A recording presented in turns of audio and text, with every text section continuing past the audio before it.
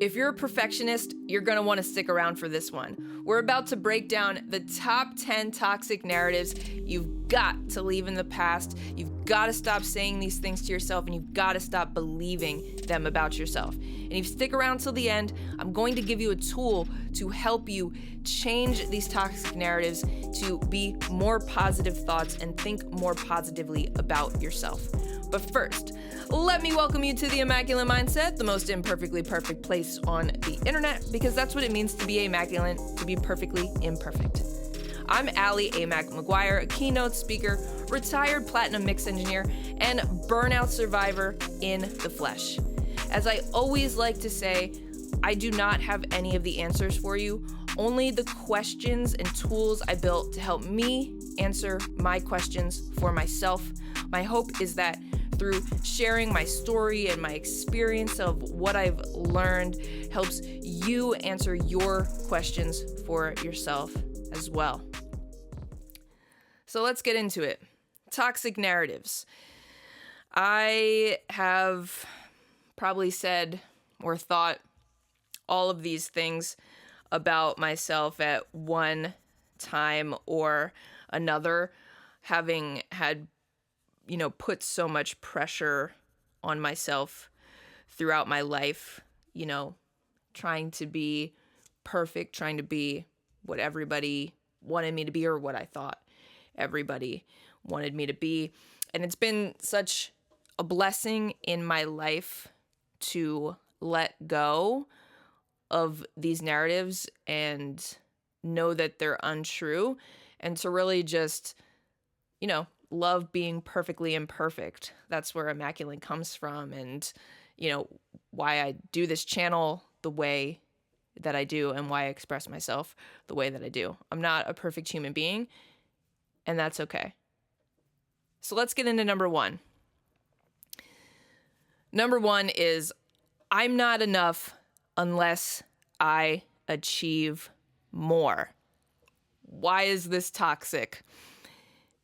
The narrative ties your worth to success. And I mean, this is number one on the list. This isn't like a 10-1 situation or anything. But for me, this is my whole life, right? Trying to get more things and prove my worth. Like, achievements are going to make me worthy. It's going to make people love me, and they're going, like, I didn't feel like I had value just being me, just being a person. Like, my work and my achievements made me valuable. And that's just not true. We are all inherently worthy human beings, and we all have something to offer in this world outside of our jobs, just as we are. So you are enough. Period. Point blank, period. You are enough no matter what you achieve or don't achieve. Number two, if I'm not perfect, I'm going to be rejected. Why is that toxic? Perfectionism stems from fear of failure and rejection, and preventing you from taking risks and showing vulnerability. Again, I struggled with this so much. Like I said, I've done and been all of these things, right? And worrying about the perfectionism of it all. So, my background is in being an audio engineer and mixing records for clients. And man, my fear of, it not being exactly what they wanted right away. Oh man, that it held me back a lot. And I think it honestly made me a worse mix engineer. And I was pretty good, but I was always so in my head. And that meant it was like, also, okay, like once I first got the mix, all right, I'm very excited, I'm doing the mix. And then once I realized I have to send it to the client, I'm like, oh my gosh, like, I don't know what they're going to think about it. This has to be perfect. But you can never know, like, what is going to be perfect for anybody else, right? And the thing is, whether it's you personally or something you work on, if somebody rejects you because you're not perfect, I would go as far to say that that's a reflection of themselves and that they think they should be perfect as well. And that's like a whole conversation that we could get into. And look, it can be other things, of course. But if we're doing things to make sure that we're being perfect, then those other people aren't really getting you anyway. Even with my mixes, they weren't really getting me because I was just trying to do everything right. And maybe if I had been my perfectly messy self, who knows where that would have gone. And you know what? Maybe they still wouldn't have liked it. And that has to be okay with us. You know, if somebody doesn't like you, it doesn't mean that there's something wrong with you. If somebody doesn't like your work, like, it doesn't mean even that it's not good. I mean, again, maybe it's not. I'm not saying, like, you know, sometimes things aren't bad, or we don't do things wrong, or like we did the wrong thing in work. But we can have the capacity for that to be true and just not try to be perfect. And we can have the capacity to be rejected. It's okay. It's okay to be rejected. That's part of life. What's not part of life is being perfect all the time. It's just not possible. Number 3. This is a shocker. Another big one for me is I need to prove them wrong.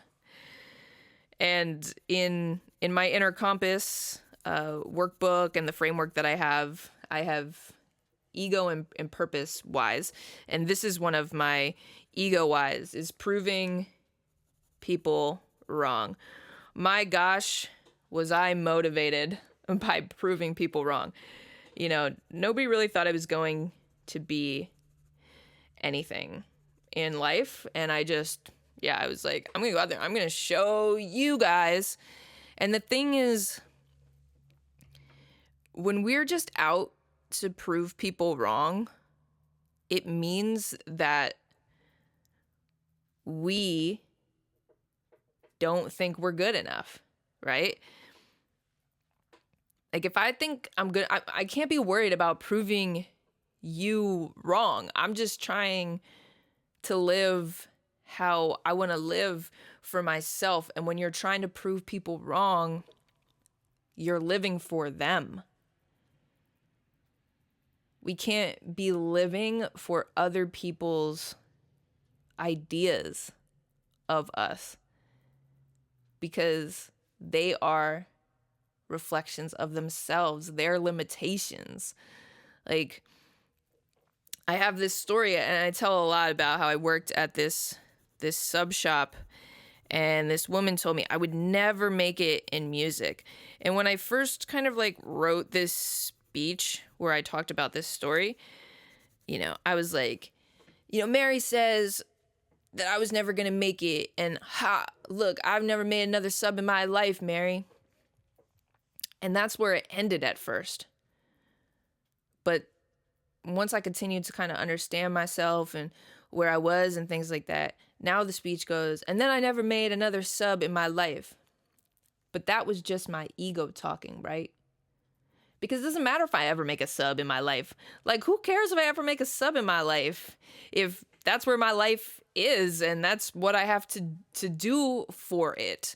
Like, to prove this woman wrong who I worked with at a sub shop. Like, and hey, it can be a good drive. But let's not, I don't want you to be driven in your ego of proving people wrong. You know, my purpose wise are joy and impact. I want to be driven by the impact that I want to have on people. And I can do that in a lot of different ways, in the ways that feel good to me. I don't have anything to prove to anybody. I don't need to prove anybody wrong about myself. I know myself, so I just really encourage you to not try or even want to prove people wrong about you, because really what they're saying is their belief about themselves anyway. And number 4, people won't love me if I set boundaries. Why is that toxic? It leads to people pleasing and self-sacrifice, eroding your sense of self-worth and creating resentment. We've got to set boundaries. You've got to set boundaries before you even think you need to set boundaries. For example, I had a client who I was mixing her records, and she just couldn't let me do anything by myself. At one point, she came over to mix the record. I've never had anybody come over for more than 4 hours to work on mixing a record with me. She was there for 12 hours. 12 entire hours working on this song. I still can't get over it. And that was just so mind-blowing to me. But thinking about during that 12 hours, I never had the guts to be like, hey, we've been here for 6, let's stop it. But, I thought, all right, we're going to get this done. Never thought that would happen in the first place. Never thought it would happen again. And then it just kind of repeated itself over and over till, I was like, hey, we can't do this, or I got to charge you more money. And it was a problem. I did not end up finishing that project. I mean, because of the boundaries, there were no boundaries in that project, and it just became not good for my mental health. We really got to think about, your boundaries are about what you have the capacity to do. Your behavior, what are you going to do? It is not the client's fault that she stayed there for 12 hours. It's my fault that I didn't set any boundaries for her. And when we don't set these boundaries, right, it's really hard. Boundary setting is really key to avoiding burnout, because the first stage to burnout is actually having fun, right? So we're having a good time where, it's just this one-time thing, whatever, but we haven't set any boundaries. And so we step over the boundary because we're having fun. And then we keep stepping over it. And then the second stage is when you realize, whoa, I might be taking on too much here. But you're but you can't walk these things back. Or at least you feel like you can't walk these things back. And some people will not be cool with you walking things back. But that has to be okay. If you have to pull your boundary back and be hey, I thought I had the capacity to do that, I didn't. You've got to communicate that. If people don't like that, you've also got to be okay with that. But you just keep getting walked over, and then you build this resentment for this other person. But really, you have the resentment for yourself, because you're the one who is allowing this to continue, or has allowed it to happen. And at the end of the day, when you're crossing your boundaries consistently and another person doesn't know there's a problem, you're actually lying to them. You're lying to them about what you can do. And we don't want to do that, because also it's going to turn into a real problem in many different ways at some point. Set boundaries often, set them early. If you do something that steps over one of those boundaries, immediately communicate that you can't do that anymore. And if people don't love you, or people are going to leave you because of these boundaries, they're not your people. Number 5, I'll never be as good as them. Why is it toxic? Comparison breeds insecurity, making you feel inadequate and preventing you from celebrating your unique strengths. Look, you can look up to people, you can strive to want to live like certain people, but you can't compare yourself to anybody. Like there's nobody on this planet who is you. There's nobody on this planet who is them. The set of circumstances they've had in their life, had in this life, or, I mean, if you're just thinking there's no possibility that you could ever be as good as somebody else, like, I want you to believe in yourself more. You absolutely can be that good. You can work to be that talented. Anything is possible. That's your limiting belief. Are you scared of possibly succeeding and you're just holding yourself back, right? Like sometimes we think that we want success, like in the way that we think about success, but we're also scared because we don't know what life is going to be like if we get that success. What if you do get that good? What if you get better? Yeah, well, maybe you're not as good as them. Maybe you're better. Like, comparing yourself to other people, believing that you can never reach their heights, whatever that means, is unhelpful. The only dream worth living is enjoying your life. And it's going to be hard to enjoy your life when you are continuously comparing yourself to others. Number 6. This one, big one for me. I have to handle everything on my own. Why is it toxic? This narrative isolates you from support and reinforces the idea that asking for help is weakness, or that nobody's going to show up, because I think like that's how it manifests for me, thinking that nobody is going to show up if I ask for help. I don't really think that asking for help is weakness, or, you know, maybe, no, I would say probably in my life, I've definitely thought that asking for help is weakness, you know, and it's funny because a friend of mine, you know, recently told me, oh, Allie, I think that you just want everybody to think that you're strong. And I was like, no, everybody knows I'm strong. What I want them to know actually is that I am weak. Like, I am just a human. But the reason they think that is because I spent so much damn time making sure everybody thought that I was strong. Because I felt like I had to handle everything on my own. I still have trouble asking for help from people. I'm handling so much stuff on my own. I believe that the right people are going to show up, and I am asking for help like much differently than I did before. But we all need help.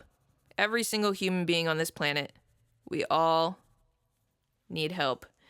And getting the courage to ask for help like is huge. Even if you get rejected, you know, so much of this stuff is us being so scared that we're going to be rejected by other people. But again, like it's part of life.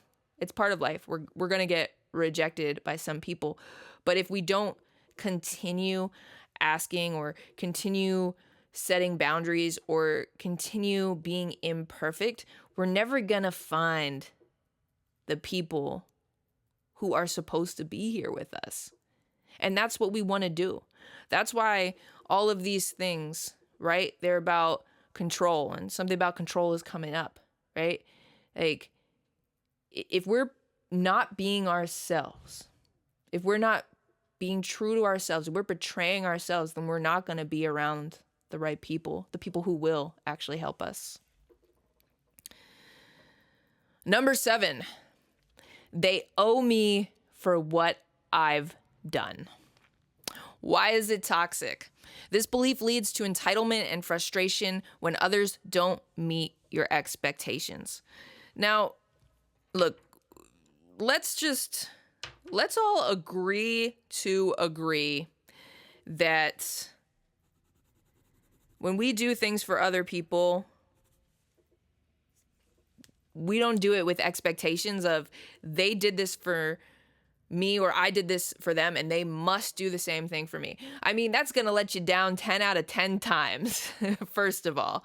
Like, letting go of expectations of other people is difficult. It's not bad to have expectations of people, but those are like your standards, I think, is the way that I'd want you to think about them. Like, thinking like the kind of people that I want in my life are going to show up in this kind of way, but also still not faulting them for when they don't, because again, we're all imperfectly perfect human beings. So even the best of us, even another person who like has, let's say, all of the same traits as me is going to mess up. I'm a solid friend. I'm a solid collaborator. I'm a solid person. I make mistakes all the time. 96%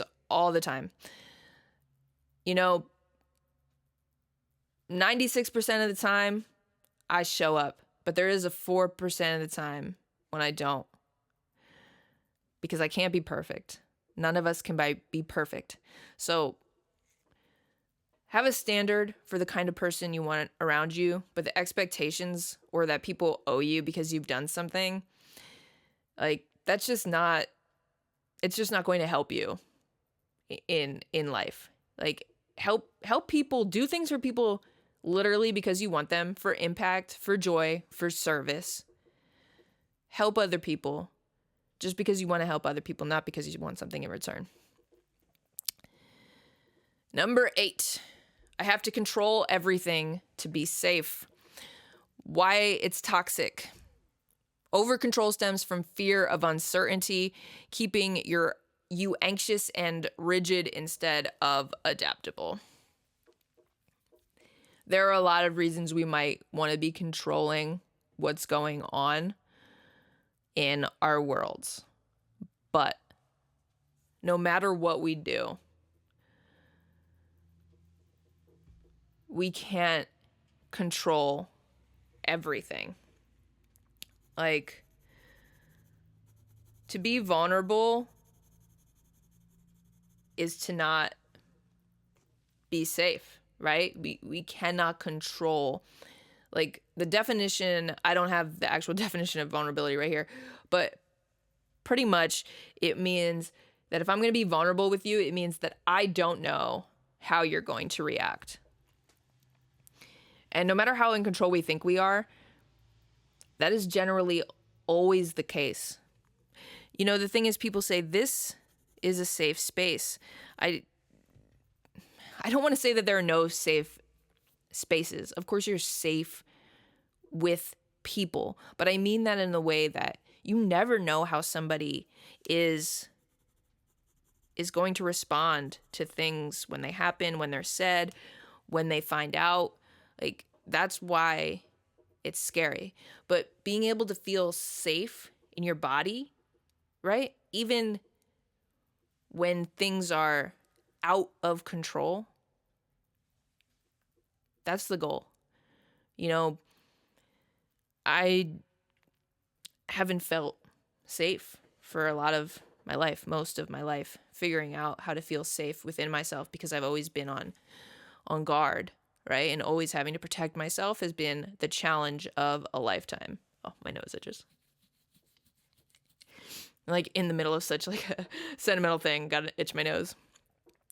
And yeah, learning how to feel safe inside my body. So we want to learn how to feel safe within ourselves. I'm not telling you to go into out of control or unsafe situations or anything like that, but we can't control anything. Letting go of control is letting go of expectation. The more that, we become like water and like flow and just kind of allowing things, the safer we can be, the more centered and present we can be. So don't try to control everything, and, figure out what's going on inside of you that makes you really want to control things. And when you're able to meet that, that would be a great indicator of understanding like how you're going to be able to be safe. Number 9, if I don't succeed, I'm a failure. Why is it toxic? The narrative equates self-worth with outcomes, ignoring the value of effort, learning, and resilience. The thing is, we're all going to fail. Oh gosh, I fail probably every single day. And I think like, your mindset can be like, failure is success. Everything is success because we lived. And I know that is like, it's totally downplaying it. And it sucks to fail. It sucks to not get to the outcome that, we worked hard for. Failure is difficult. And, when I'm saying failure is success, it's not to bypass the devastation of what failure can feel like, right? We have to, feel that it meant something to you, right? It meant something to you. Now you have to kind of like grieve this loss and see how you can use it to move forward, because we just don't want failure to stop us, right? We don't want to be so afraid of failure that we just don't do things that we want to do in life or keep going. Failure is just part of the process. The people that succeed, and I'm putting in air quotes because I think the only success is enjoying your life. It's contrary and belief of mine. But the people who succeed have failed. Chances of you just knocking it right out of the park first time, slim. And you know what? You might have to fail 500 times. If you have the capacity for that, if you can build the capacity for that and understand that you're learning and getting better every time and just like truly believe in this thing, then you're going to get to where you want to go. And you know what? If you fail so many times and it shows you that maybe there's something else that you need to do, that's the road. And that is a success. And number 10, if they don't like me, something is wrong with me. And I think, this ties in to, if I'm not perfect, I'll be rejected and all of them in a lot of way. But if they don't like me, something must be wrong with me. It is toxic because this belief externalizes your value, placing it in the hands of others' opinions and reinforcing feelings of inadequacy. There's nothing wrong with you. There's nothing wrong with you. I spent a lot of my life feeling like I was too much. I just really didn't understand a lot of the things that were like going on inside of me. And I could see how that maybe felt crazy for other people, and their capacity for it wasn't high. And I took that as something being wrong with me. But I also have a best friend who I've had for my whole life. I'll never, ever, ever forget when she said this to me. Because, so I was like really angry as a kid. And, I was told that I was scary by adults in my life. And I told my best friend this, who knew me through like this entire version of myself. And she said, Allie, yeah, you were intense, but you weren't scary. It was intense, but you weren't scary. And that one sentence sticks with me so much. Also because I'm so grateful to have found that person in my life so early, to have that understanding and know like that your people are around. There are people who will understand you and will meet you where you're at. Those people are out there. But if you don't meet the parts of yourself, you're going to kind of keep attracting people that are going to push that away. I've attracted a lot of people in my life who didn't have the capacity within themselves. It wasn't about me. It's generally not about you. It's about the other person. And it's okay. Like, the other person is also okay. If they don't have the capacity, like, you don't want to be breaking people's capacity. You don't want people in your life who don't have the capacity for you. Like, period. So, nothing's wrong with you. You're not too much. You're not scary. You can be intense sometimes. I'm talking to myself. But there are people who will understand that, who will understand you and who will love you and accept you for who you are. Please know that. And I do just want a note, and I've said this throughout a bit, but none of this also like excuses bad behavior. We all make mistakes. We all have to look at ourselves.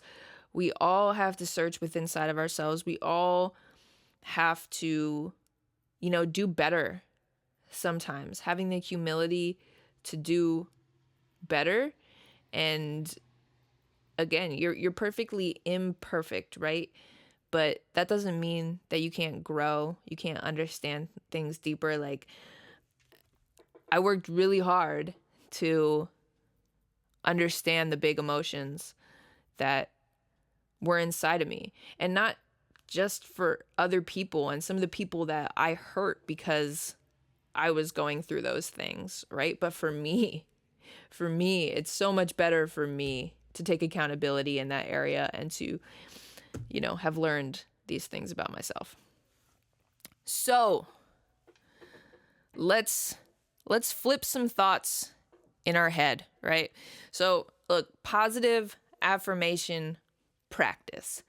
All we're going to do is take these negative thoughts and we're going to flip them. So for example, no one cares what I have to say. How would you flip that? I would say, my voice is needed. The right people will find me and they are listening. No one cares what I have to say. To, my voice is needed. I always mess things up. How could you flip that? I'm just giving you some time to think about it in your head for yourself. I would say, I learn and grow every time I try. I always mess up. To, I learn and grow every time I try. I'm falling behind. What would you say?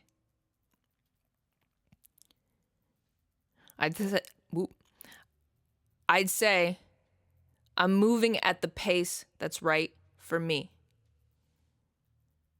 I'm falling behind. To, I'm moving at the pace that's right for me. I'll never get there. What would you flip that to?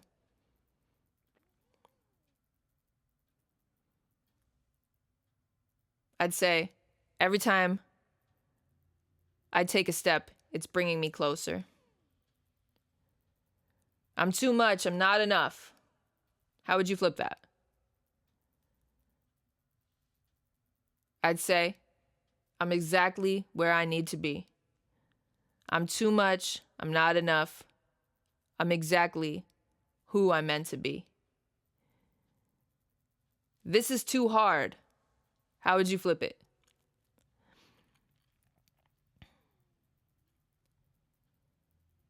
I'd say, I've done hard things before. I got this.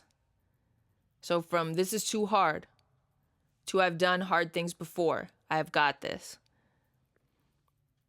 I'm terrible. How would you flip that? I'd say, I'm amazing, beautiful, and lovable. And look, These are just some examples. We all have thoughts that run through our head every day, but it is a practice to hear them and switch them.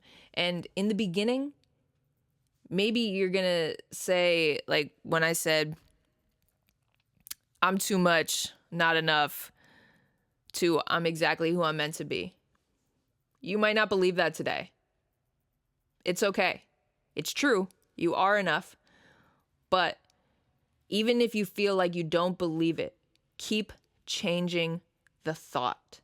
And when you keep changing the thought, eventually, when it starts to come across your mind, you won't even think about having to flip it and having to change it. It will just automatically happen, or you'll just let it go by because you know that it's not true anymore. The practice will make you believe. The practice will make you know these truths.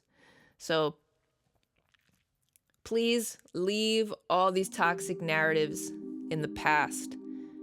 Let's move forward with you are enough. You have everything you need. You are not broken. You do not have anything to fix, only things to find, only things to meet within yourself. And on that note, thank you guys so much for being here on the Amaculent Mindset, the most imperfectly perfect place on the internet. And we will see you next time. This is what I colored today. Bye.